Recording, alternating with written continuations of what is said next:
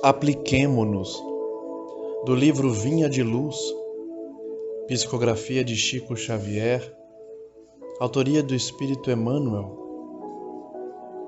E os nossos aprendam também a aplicar-se às boas obras, nas coisas necessárias, para que não sejam infrutuosos. Paulo a Tito, capítulo 3, versículo 14. Emmanuel comenta essa passagem dizendo: é preciso crer na bondade. Todavia, é indispensável movimentarmos-nos com ela no serviço de elevação. É necessário guardar a fé. Contudo, se não a testemunhamos nos trabalhos de cada dia, permaneceremos na velha superfície do palavrório. Claro que todos devemos aprender o caminho da iluminação. Entretanto, se nos não dispomos a palmilhá-lo, não passaremos da atitude verbalista. Há no Espiritismo cristão palpitantes problemas para os discípulos de todas as situações. É muito importante o conhecimento do bem, mas que não esqueçamos as boas obras. É justo se nos dilate a esperança diante do futuro, à frente da sublimidade dos outros mundos em glorioso porvir. Mas não olvidemos os pequeninos deveres da hora que passa. De outro modo, seríamos legiões de servidores incapazes de trabalhar, belas figuras na vitrina das ideias, sem qualquer valor na vida prática. A natureza costuma apresentar lindas árvores que se cobrem de flores e jamais frutificam. O céu, por vezes, mostra nuvens que prometem chuva e se desfazem sem qualquer benefício à terra sedenta. As escolas religiosas, igualmente, revelam grande número de demonstrações dessa ordem. São os crentes promissores e infrutuosos que a todos iludem pelo aspecto brilhante.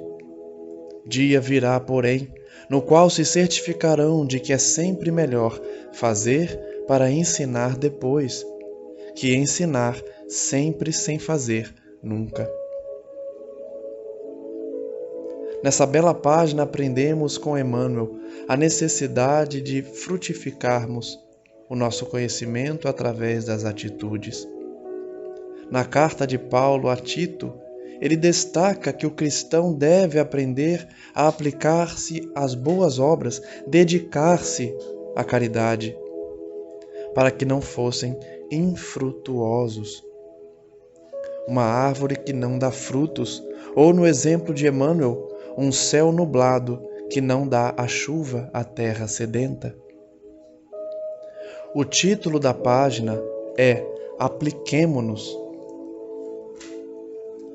Por isso, Emmanuel nos pede que nós precisamos crer, porém,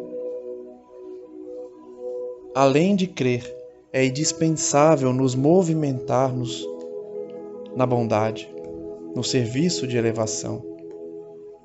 Além disso, é preciso guardar a fé, mas se não testemunhamos a fé nos trabalhos de cada dia, ficamos apenas nas palavras, no discurso. Todos devemos aprender o caminho da iluminação, mas se não nos dispomos a palmilhar esse caminho, não passamos mais uma vez do verbo, do discurso. Emmanuel, então, explica que no Espiritismo cristão existem muitos problemas palpitantes para os discípulos, que nós precisamos conhecer o bem, mas que não podemos esquecer as boas obras, conforme Paulo orientou.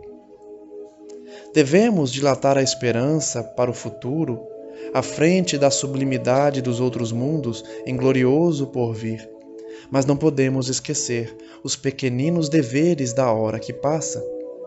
E aqui fica novamente a lição de que muitos esperam tarefas grandiosas na terra e se esquecem dos deveres considerados pequenos, mas que na verdade também são grandiosos, os deveres de marido, de esposa, de filho, de irmão, os deveres de ser um bom profissional, de não enganar a ninguém, de realizar as suas tarefas com dignidade e dedicação. De outro modo, seríamos tão somente legiões de servidores incapazes de trabalhar, figuras belas na vitrine das ideias, sem qualquer valor na prática. E aí, Emmanuel dá 2 exemplos na natureza que facilitam esse entendimento. A natureza apresenta lindas árvores que se cobrem de flores, mas nunca frutificam. O céu também, por vezes, se mostra cheio de nuvens que prometem chuva, mas se desfazem sem qualquer benefício para a terra sedenta. Não sejamos, portanto, como as árvores floridas, mas sem frutos, nem como os céus nublados, mas sem chuva. Porque as escolas religiosas revelam um grande número de demonstrações desse tipo. São aqueles que acreditam que são promissores e infrutuosos.